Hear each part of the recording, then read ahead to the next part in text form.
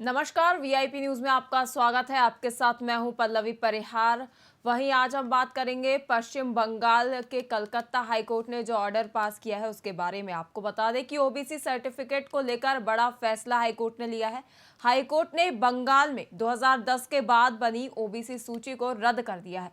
Calcutta high court ने कहा है कि अब कोई भी नए प्रमाण पत्र जारी नहीं किए जाएंगे। हालांकि कोर्ट ने यह भी साफ कर दिया है कि इस सूची के आधार पर जिन लोगों को नौकरी मिली है उनके ऊपर इसका असर नहीं होगा, मतलब उनकी नौकरी बरकरार रहेगी। आपको बता दें, न्यायमूर्ति तपोव्रत चक्रवर्ती और न्यायमूर्ति राजशेखर मंथर की खंडपीठ ने बुधवार को यह फैसला सुनाया है। लेकिन अब इस मुद्दे को लेकर राजनीति में भूचाल आ गया है। जहां एक और बीजेपी ने हाईकोर्ट के इस आदेश को सराहनीय बताते हुए इसका स्वागत किया है, तो वहीं सीएम ममता बनर्जी ने इसे पूरी तरह से नकार दिया है। और इस मुद्दे को लेकर राजनीतिक सरगर्मियां किस तरह परवान चढ़ रही हैं, आइए देखते हैं।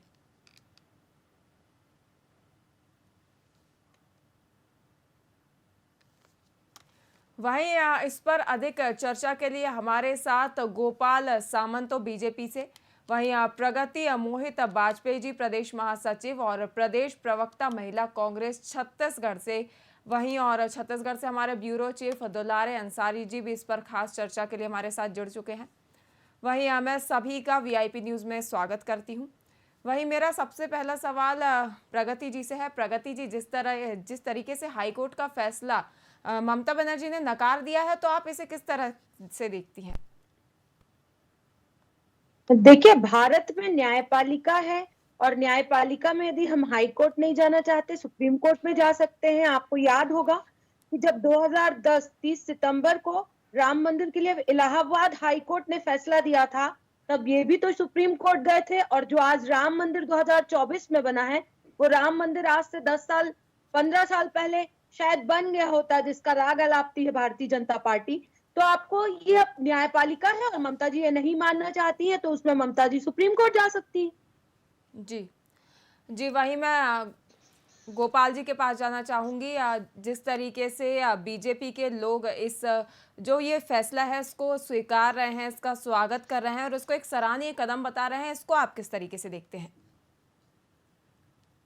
सबसे पहली बात तो ये है पल्लवी जी जी कि West Bengal high court, Calcutta high court ने जो अपनी आदेश दिया, उसके 6 मुख्य बिंदु हुए। 118 टोटल ओबीसी कम्युनिटी को लिया गया, पूरे 118 कम्युनिटी को मुस्लिम कम्युनिटी से लिया गया, पूरे के पूरे ओबीसी कैटेगरी को मुस्लिम कम्युनिटी से लिया गया। 2012 से 2024 तक केवल मुस्लिम समाज से लिया गया 118 ओबीसी कैटेगरी। दूसरी बात, हाईकोर्ट ने अपने तपोव्रत चक्रवर्ती ने अपने आदेश में कहा कि सीधा सीधा ये संविधान और संघीय ढांचा से खिलवाड़ है। तीसरा, 118 में से 77 ओबीसी कम्युनिटी को उन्होंने खारिज कर दिया। जी चौथी बात, उन्होंने साफ साफ कहा कि किसी एक धर्म विशेष से अगर ओबीसी बनाए जाएंगे तो दूसरे धर्म के ओबीसी, एसटी और एससी के हक मारने की ये बात हो रही है।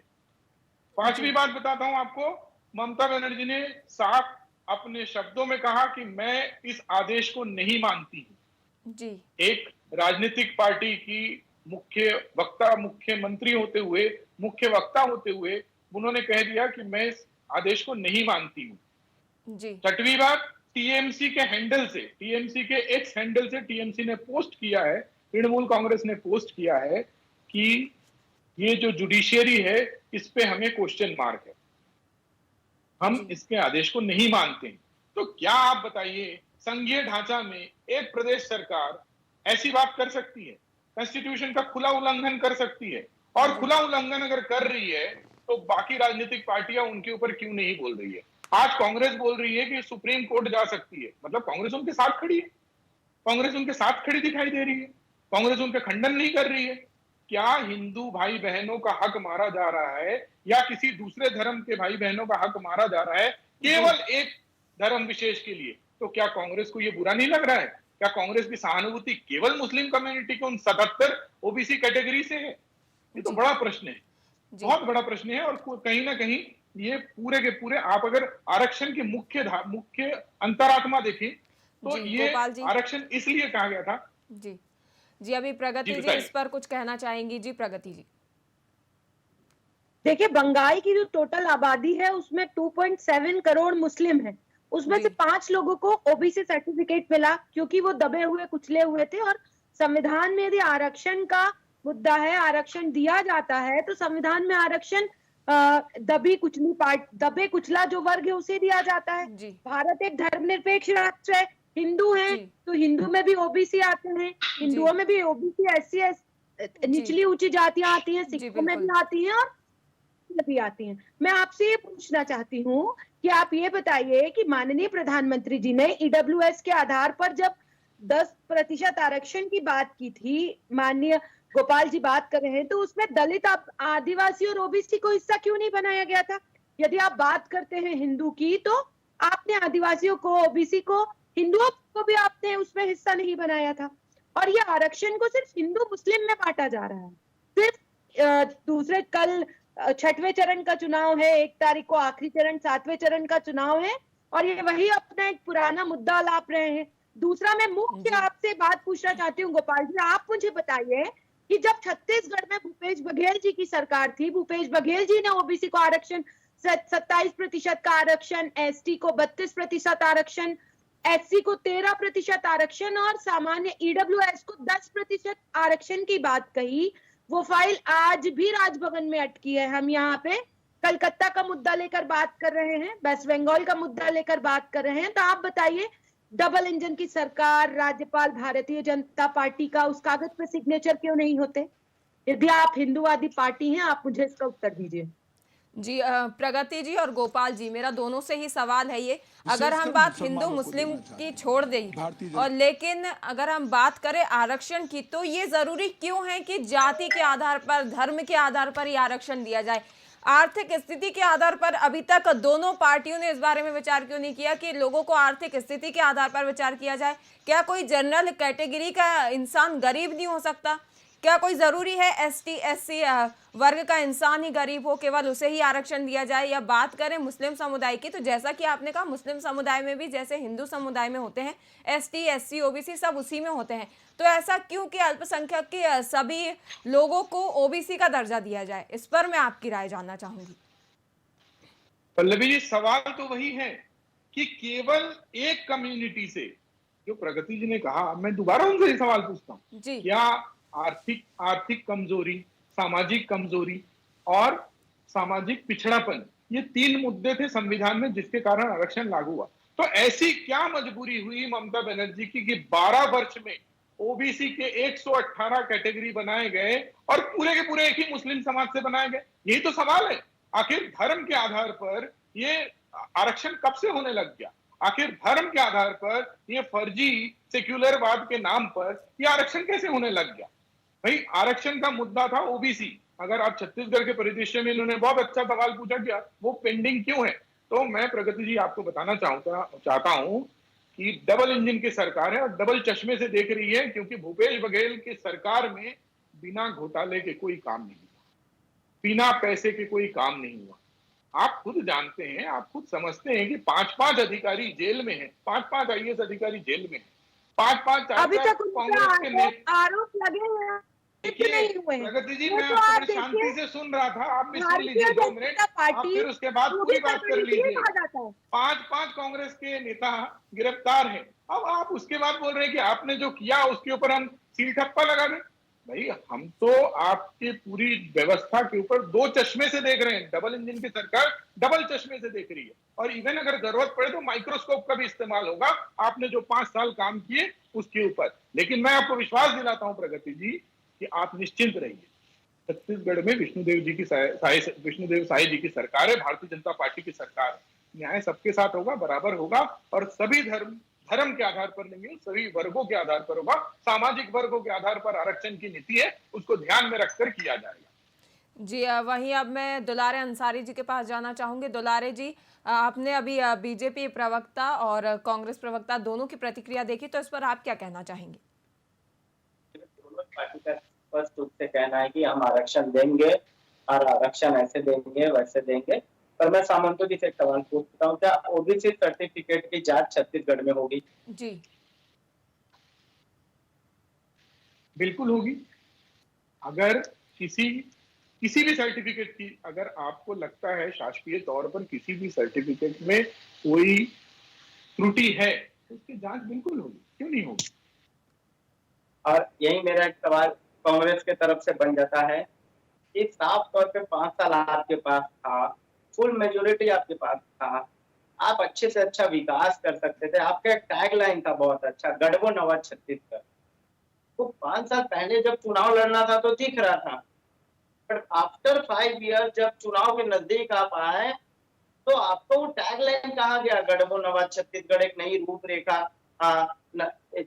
छत्तीसगढ़ के 4 चिन्हारे, नरवा गुरवा बाड़ी, ये सब टैगलाइन थे, ये कहाँ चले गए? क्या सही मायने में आपने छत्तीसगढ़ में कोई भी विकास नहीं किया?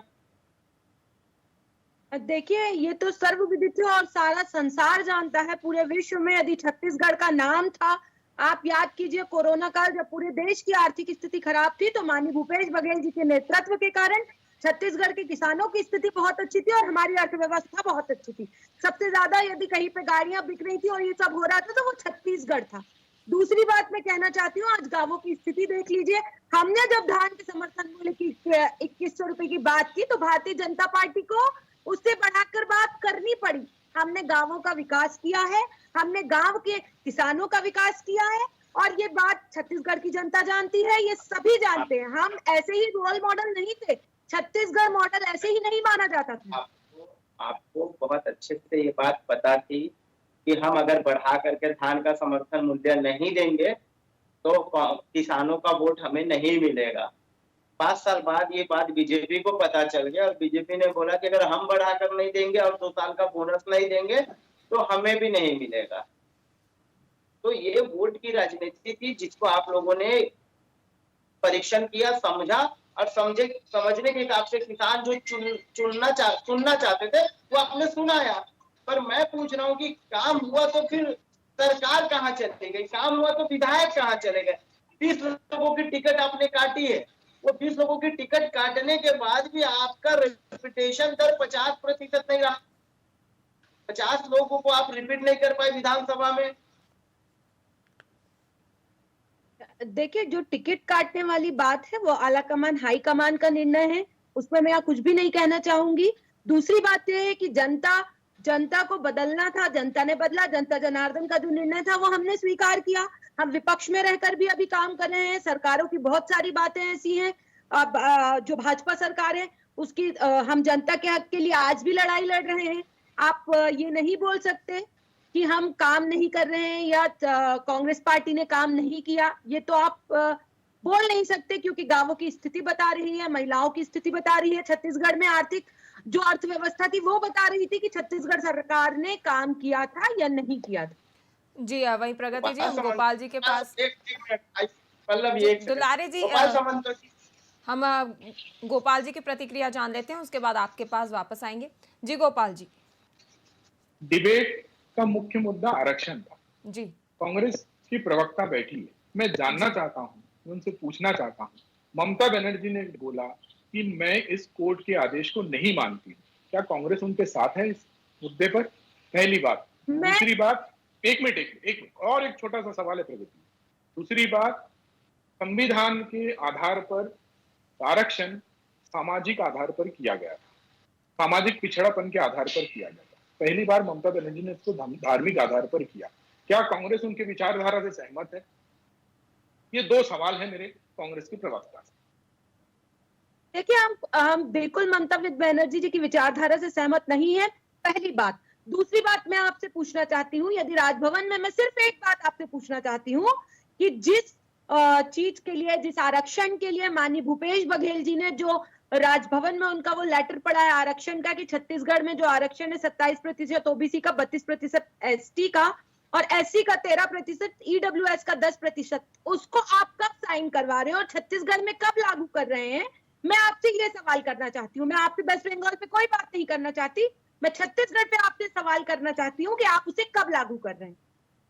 प्रगति जी, पहले तो डिबेट जो है वो वेस्ट बंगाल के आधार पर था। आप अगर नहीं बात करना चाहती, आपका स्टैंड अगर क्लियर नहीं है तो कोई बात नहीं, लेकिन हमारा स्टैंड क्लियर है। भूपेश बघेल के सरकार में हुए संपूर्ण सारे के सारे काम डबल चश्मे से देखा जा रहा है, उनकी जांच हो रही है, क्योंकि आप भी समझते हैं कि 2 महीने के सरकार में समय मिला, उसके बाद 3 महीने का आचार संहिता रहा, तो 2 महीने के समय में सारे पक्षों को देखकर, सारे विषयों को पे शोध करके काम होगा, आप निश्चिंत रहिए।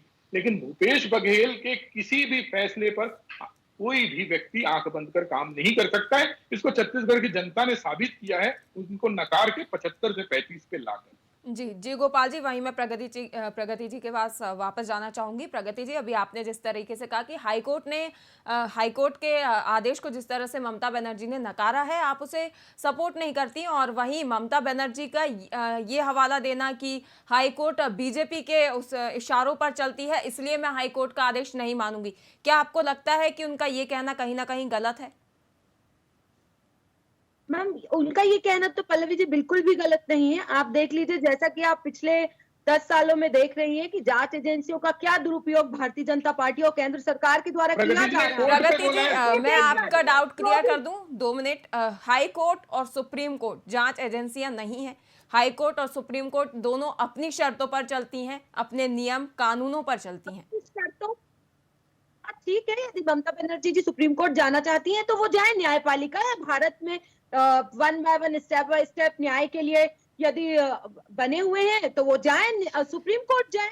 मैं ये पूछना चाहती हूँ प्रगति जी कि विपक्ष का दोहरा चेहरा इस बार देखने को क्यों मिल रहा है? क्योंकि यदि सुप्रीम कोर्ट की तरफ से केजरीवाल जी को जेल भेजा जाता है तो सुप्रीम कोर्ट मोदी जी के इशारों पर चलता है, सुप्रीम कोर्ट केजरीवाल जी को जमानत दे देता है तो सारा विपक्ष उनका धन्यवाद ज्ञापित करने लगता है। वहीं हाई कोर्ट ने अभी उनको ममता बनर्जी को ये ओबीसी आरक्षण को लेकर आदेश दिए हैं, वो उन्हें नकार दिए हैं। यदि इस बीच हाई कोर्ट ममता बनर्जी के पक्ष में या उनकी सहमति के आधार पर कोई आदेश पास कर देता है तो क्या वो उसे मान लेंगी? ये किस हद तक आप सही मानती हैं? देखिए, मैं अभी ममता बनर्जी जी यदि आप वाली बात करते हैं तो मुस्लिमों के हालात खराब थे पश्चिम बंगाल में, और ओबीसी सर्टिफिकेट जो उन्हें दिया गया था, आपको याद होगा उपेंद्र मिश्रा जी उस कमेटी के चेयरमैन थे जिन्होंने लालू प्रसाद यादव को जेल कराई थी। ओबीसी सर्टिफिकेट उन्होंने वहां पे जो भी ओबीसी सर्टिफिकेट मुसलमानों को दिए गए वो दिए गए। आप ये देखिए, वहां पे मुस्लिमों की स्थिति खराब थी, दबे थे, कुचले थे, इसलिए उन्हें ओबीसी कैटेगरी में रखा गया। प्रगति जी, आप ये बात क्लियर कर सकती हैं कि किस तरह से मुस्लिम दबे थे और कुचले थे? आप ये बात थोड़ा क्लियर कर दीजिए कि समझने में आसानी हो कि किस तरीके से बंगाल में मुस्लिम दबे और कुचले थे। मैं आपको पहले भी बता रही हूँ और अभी भी बता रही हूँ कि बंगाल में 2.7 करोड़ मुसलमान रहते हैं। 5 लाख लोगों को ओबीसी का आरक्षण दिया गया, 5 लाख लोगों को। ठीक है, दूसरी बात मैं आपको ये बताना चाहती हूँ कि बंगाल है, उड़ीसा है, झारखंड है, ये गरीब और बीमारू राज्य हैं, यहाँ आरक्षण की मांग है। यहाँ पे भी आरक्षण का प्रॉपर अभी कोई चेहरा सामने नहीं है। यहाँ पे भी तो 118 सिर्फ मुसलमानों को, पूरे के पूरे 118 ओबीसी कैटेगरी केवल मुसलमानों को, कोई और दबा कुचला नहीं मिला उनको, ना हिंदू में मिला ना दूसरे कम्युनिटी में मिला। बिल्कुल उन्होंने दिया होगा मुसलमानों के। यदि आप बात यही हाई कोर्ट का जजमेंट आप पढ़िए, उन्होंने बोला है कि 2012 से 2024 तक जजमेंट में ये भी लिखा हुआ है कि एनसीबीसी को राज्य ने प्रॉपर रिपोर्ट नहीं सौंपी है, इसीलिए उनका आरक्षण रद्द किया जा रहा है। हाईकोर्ट ने ये भी लिखा है, हाईकोर्ट ने जो अपना ऑर्डर दिया है जो उसमें तो ये चीज भी मेंशन हुई है। नहीं, केवल आपको मुसलमान कैटेगरी, मुसलमानों में ही 118 कैटेगरी मिले जो दबे कुचले थे। यही छोटा सा सवाल है, क्या हिंदू धर्म में या दूसरे धर्म के आधार पर धर्म को मानने वाले लोगों में कोई दबे कुचले नहीं मिले 12 सालों में? मैं पल्लवी जी एक बात और कहना चाहूंगा। जी गोपाल जी, इनकी जुडिशियरी पे भरोसा तो राहुल गांधी को भी नहीं है। अभी 3 दिन पहले तो उन्होंने बयान दिया था कि मीडिया पर भी भरोसा नहीं है, और छत्तीसगढ़ के मीडिया पर उन्होंने आरोप लगाया था कि ब्लैकमेलिंग का भी आरोप लगाया था, और कुछ दिन पहले ये भी बोले थे कि अंबानी और अदानी का मीडिया है। जब ये आप सोच के देखिए, आज जनतंत्र प्रजातंत्र जो है 4 स्तंभों पर टिका हुआ है। 4 स्तंभ में जुडिशियरी, न्यायपालिका और प्रेस, पत्रकारिता, ये 2 बड़े स्तंभ है। ये 2 बड़े स्तंभ को इंडी गठबंधन पूरी की पूरी खारिज कर चुकी है, मानने को तैयार नहीं है। आज क्यों राहुल गांधी इस पे बयान नहीं देते ममता बनर्जी पर? आज क्यों राहुल गांधी खामोश है? क्यों पूरी की पूरी कांग्रेस खामोश है? क्यों मल्लिकार्जुन खड़गे जी खामोश है? सारे के सारे लोग खामोश हैं क्योंकि वो ममता बनर्जी के साथ खड़े हुए हैं। वो उनको जी सुप्रीम कोर्ट ले जाने के लिए तैयारी कर रहे हैं, लेकिन वो इस जी आधार पर बोलने को तैयार नहीं है कि भीमराव अंबेडकर जी जो उनके ही पार्टी में थे और पूजनीय भीमराव अंबेडकर जी द्वारा बनाया गया संविधान के आधार पर आप अगर देखा जाए तो आरक्षण केवल सामाजिक आधार पर बनाया गया था, उसमें जी धर्म कहीं नहीं था। जी जी गोपाल जी, आपकी इस बात के लिए मेरे पास 3 शब्द है कि प्रत्यक्ष को प्रमाण की जरूरत नहीं पड़ती। यदि विपक्ष को या कांग्रेस को किसी भी तरह से मीडिया की बात कोई गलत लगती है तो वो उसको तथ्य के आधार पर गलत साबित कर सकते हैं, लेकिन मीडिया को ये जरूरत नहीं है कि वो उनकी बोली गई बात को सच साबित करने में लगे रहें। वहीं मैं अब दुलारे जी के पास जाना चाहूंगी। दुलारे जी कुछ पूछना चाहते हैं। जी दुलारे जी। तो मैं साफ तौर पर बता दूं, 4 स्तंभ है: न्यायपालिका, कार्यपालिका, विधायिका और पत्रकारिता। ये 4 स्तंभ हैं। और साफ तौर पर एक बात और मैं आपको बता दूं कि मैं बीजेपी से पूछ लेता हूं कि इन मुद्दों को लेकर के पश्चिम बंगाल में कितनी लोकसभा सीटें जीत रहे हैं, और कांग्रेस भी बता दे कि लोकसभा सीटें कितने जीत रहे हैं। जनमत किनके साथ है? वो जी बीजेपी के साथ है या फिर कांग्रेस के साथ है? बताइए गोपाल जी, साफ तौर पर बताइए कि पश्चिम बंगाल में कितने सीटें बीजेपी की आ रही है? देखिए, जनमत बीजेपी के साथ है या आज का मुद्दा है हाई कोर्ट का फैसला। मेरी दुलारी जी आपसे निवेदन है छोटा सा कि आज का फैसला जो है ना, इसको राजनीतिक रंग से ना देखा जाए, इसको विशुद्ध रूप से सामाजिक रूप से देखा जाना चाहिए। इसको राजनीतिक रंग देने का कोशिश नहीं होना चाहिए। अगर हाईकोर्ट ने फैसला दिया है, एक धर्म मतलब अगर संविधान का कहीं गलत इस्तेमाल हो रहा है, अगर संविधान को तोड़ा मरोड़ा जा रहा है, उस पे हाईकोर्ट ने अगर कोई फैसला दिया है तो वो उस फैसले के अंतरात्मा से छेड़छाड़ ना किया जाए, उसको राजनीतिक रूप से ना जोड़ा जाए और उसको जनमत से ना जोड़ा जाए। ये आप भी समझते हैं दुलारे जी कि ये इसमें तो गोपाल जी, देखिए गोपाल जी, आपकी बात को मैं सही ठहरा भी लूं, देखिए फिर भी एक बात ये समझना जरूरी है कि बीजेपी की कितनी सीटें जो है वो पश्चिम बंगाल में आ सकती है। ये आप कुछ तो दावा करेंगे, जैसे 400 पार का नारा है, तो कुछ तो बताएंगे, क्योंकि आपने सुप्रीम कोर्ट का सम्मान किया है और एक तरफ कांग्रेस ने भी कहा है कि हम इस बात से असहमत है पूरी तरीके से जो ये चीजें हो रही है। तो दोनों से मैं साफ तौर पे, ये ऐसा नहीं कि सिर्फ आपसे पूछ रहा हूँ, मैं कांग्रेस से भी जानना चाहता हूँ कि कांग्रेस कितनी लोकसभा सीटें पश्चिम बंगाल में जीत रही है और बीजेपी को क्या लग रहा है किन आंकड़ों के आसपास बीजेपी ये रहेगी? ये साफ तौर पे सवाल है। इसका सुप्रीम कोर्ट से कोई लेना देना नहीं है, या इसका आरक्षण से मैं कोई जोड़ करके नहीं पूछ रहा हूँ, मैं ये अलग से सवाल आपसे पूछ रहा हूँ। तो दुलारी जी, मेरा पहला तो आपसे बताना चाहूंगा कि पिछले चुनाव में कांग्रेस के पास केवल 1 सीट थी और ममता बनर्जी खुद अपने स्वभाव में एक तरफ ये कभी एक साथ खड़े होते हैं और एक तरफ ममता बनर्जी जब बोलती है तो ये भी बोल देती है कि कांग्रेस का तो केवल नाम बचा है। पता नहीं इनकी कैसी गठजोड़ है कि आपस में ही इन लोग लगे रहते हैं एक दूसरे की टांग खींचने में। फिर भी चूंकि भाजपा को इनको नीचा दिखाना होता है, भारतीय जनता पार्टी को हराना होता है, भारतीय जनता पार्टी को सत्ता से जाने से रोकना पड़ता है, इसलिए एक साथ खड़े दिखते हैं।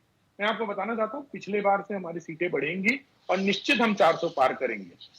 पर्टिकुलर सीट पे बात करने के लिए आज का विषय नहीं है, इसलिए मैं पर्टिकुलर एक सीट पे आपके साथ इस विषय पे बात नहीं कर पाऊंगा कि हम कितने सीट जीत रहे हैं। लेकिन आप निश्चित रहिए कि पश्चिम बंगाल की जनता संदेश खाली और उसके बाद ये हाई कोर्ट का आदेश, ये दोनों पे न्याय करेगी और ममता बनर्जी को सही सबक सिखाएगी। जैसे भूपेश बघेल ने सबक सीखा है, ममता बनर्जी भी जरूर सबक सीखेगी। वही गोपाल जी, दुलारे जी, मेरा एक सवाल है वो पूरा कर लूं, उसके बाद मैं आपके पास वापस आऊंगी। जिस तरीके से अभी प्रगति जी ने थोड़ी देर पहले कहा था कि पश्चिम बंगाल में मुस्लिमों की एक बड़ी संख्या वहां पर रहती है, तो क्या जिस तरीके से लोकसभा चुनावों के बीच हाईकोर्ट का आदेश आया है और इसी दौरान ममता बनर्जी ने पूरी तरह से हाईकोर्ट के फैसले को नकार दिया है, तो क्या उन्होंने वोट बैंक साधने के लिए ये बयान दिया है? उन्होंने 118 के 118 ओबीसी कैटेगरी बनाया ही था वोट बैंक के लिए, उसको खारिज किया है। और बार बार प्रगति जी जो बोल रही है 2,70,00,000 लोग अगर वहां मुस्लिम हैं तो उसके अलावा 9 करोड़ हिंदू भाई बहन भी है, ये बात अगर भूल रही है। और उन 9 करोड़ की जनसंख्या में कोई कैटेगरी नहीं मिलता है जिसको ओबीसी बनाया जाए। सिर्फ 2,70,00,000 की ही चिंता थी, जिसमें 5 लाख लोगों को ओबीसी बनाया गया। तो ये साफ है, ये तो वोट बैंक की राजनीति थी। अगर आप पश्चिम बंगाल में जाएंगे तो आपको केवल वोट बैंक की राजनीति देखने मिलेगी और उसके अलावा कुछ नहीं था। ये तो फैसला वोट बैंक की राजनीति पे कुठाराघात है। ये संविधान को स्थापित करने की बहुत बड़ा हाईकोर्ट का प्रयास है, जिसको ममता बनर्जी खारिज करने में लगी हुई है। जी, वही मैं प्रगति जी से इस सवाल का जवाब जानना चाहूंगी। प्रगति जी, आप इस पर क्या कहना चाहेंगी? देखिए, 2011-2012 की बात कर रहे हैं। 2014 से माननीय मोदी जी इस देश के प्रधानमंत्री हैं, तो ये जांच पहले क्यों नहीं की गई? एन चुनाव के समय पे जब वहां जो 5वें 6वें चरण का चुनाव है उसमें वोटिंग होना है, तो उसके पहले ये जांच क्यों की गई? ये एक बहुत बड़ा प्रश्न है, बहुत बड़ा प्रगति जी, हाईकोर्ट को जजमेंट देने के लिए कोई आदेशित नहीं कर सकता है। जजमेंट ना देने के लिए प्रधानमंत्री अभी कर भी सकते हैं, समय ना क्यों राष्ट्रपति था? कर सकते हैं। वो हाईकोर्ट डिसाइड जब करेगा। तक आप बोल रहे थे प्रगति जी, वो मैं चुपचाप सुन हाईकोर्ट रही। डिसाइड करते हैं। आपको भी सुनना पड़ेगा। जब तक जी, आप जी, बोल मैं रहे सुन थे मैं लेता हूँ। चुपचाप सुन। आप बताइए कि जब 14 से मोदी जी की सरकार है इस देश में, अभी आपको पहला मुद्दा क्यों मिला? दूसरी बात, मुसलमानों को मोदी जी बोलते हैं ये घुसपैठिए हैं, ये बच्चे पैदा करने वाले हैं, ये फलाना है, ये ठिकाना है। तब आप मुझे ये बताइए कि माननीय मोदी जी कहते हैं घुसपैठिए बढ़ गए हैं। घुसपैठिए, अरे 2014 से तो आप सरकार में बैठे हो, भाषण देते देते मोदी जी भूल जाते हैं कि इस देश के प्रधानमंत्री आप खुद ही हैं। यदि घुसपैठिए आए तो किसकी चूक? केंद्र सरकार की चूक। तो आप इन सारी चीजों को देखिए। कल चुनाव होने हैं 25 तारीख को वहां पे, और 25 तारीख के ठीक पहले यदि हिंदू मुस्लिम का एक जो आपका ट्रेडिशन बन चुका है भारतीय जनता पार्टी का, उनके पास मात्र एक मुद्दा है, हिंदू मुस्लिम, वही आप कर रहे हैं। वही मुस्लिम भाई भी इस देश के हैं, हिंदू मुस्लिम सिख ईसाई, भारत धर्मनिरपेक्ष राज्य है। इसी बात पर मेरा सवाल है प्रगति जी, इसी पर आपने जो कहा है कि पीएम मोदी, मैं इस बात को नकार नहीं रही हूँ, हाँ आते हैं कई तरह के बयान सामने आते हैं, लेकिन कांग्रेस की तरफ से भी ऐसे कई बयान सामने आते हैं जो कि हिंदू विरोधी कहलाते हैं। उनकी तरफ से भी हिंदुत्व और हिंदुत्ववादियों को बाहर निकालने की बात की जाती है। तो इस पर आप क्या कहना चाहेंगी? बिल्कुल नहीं। कांग्रेस, आपको मैं एक अपने यहाँ का उदाहरण बताती हूँ कि हम बिल्कुल हिंदू विरोधी नहीं है। यदि नहीं, हम बिल्कुल भगवान के पूजक, मैं किसी के विरोध की बात नहीं कर रही हूँ प्रगति जी, मैं सिर्फ बयानबाजी की बात कर रही हूँ।